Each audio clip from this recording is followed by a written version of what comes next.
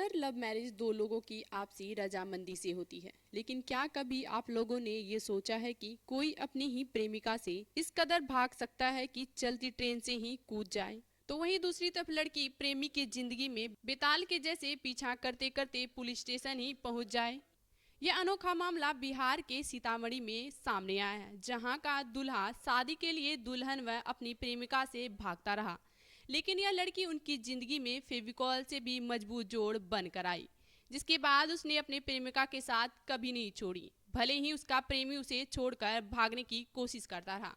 आखिर में प्रेमिका ने अपने प्रेमी को मना ही लिया और उससे शादी कर ली। बताया जा रहा है कि सीतामढ़ी का यह एक प्रेमी अपनी प्रेमिका से जान छुड़ाने के लिए भागा जा रहा था। वहीं उनकी प्रेमिका भी साथ ना छोड़ने की कसम खा ली थी। अंत में उसके गांव पहुंची प्रेमिका को फिर एक बार प्रेमी छोड़कर फरार हो गया, जिसके बाद प्रेमिका थाने पहुंच गई और उसकी शिकायत थानेदार को दे दी, जहां उनकी फरियाद सुनकर पुलिस वालों ने प्रेमी को थाने लाकर पुलिस की मौजूदगी में थाना परिसर स्थित शिव मंदिर में परिवार वालों की रजामंदी से दोनों की शादी करा दी गई। मामला सोनबरसा थाना क्षेत्र का है। प्रेमी सीतामढ़ी के सोनबरसा थाना क्षेत्र के पिपरा परसाइन पंचायत के पकड़िया गांव का रहने वाला 22 वर्षीय चंदन ठाकुर है। वहीं प्रेमिका 21 वर्षीय सुनीता उड़ीसा के जसपुर नीला अंतर्गत जाका थाना क्षेत्र के चांदीखल गांव निवासी सुरेश सेठी की पुत्री है।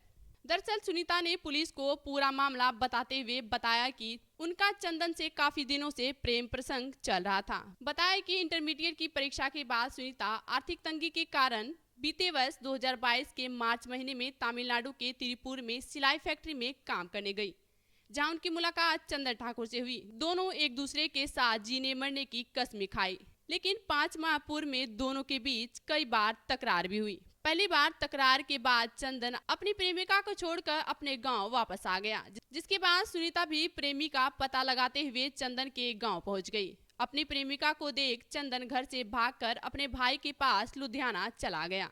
फिर सुनीता पता लगाने के बाद लुधियाना पहुंच गई। वहां से दोनों 1 महीने पूर्व एक साथ घर लौट रहे थे। इस दौरान चंदन बनारस स्टेशन के पास चलती ट्रेन से कूदकर फरार हो गया।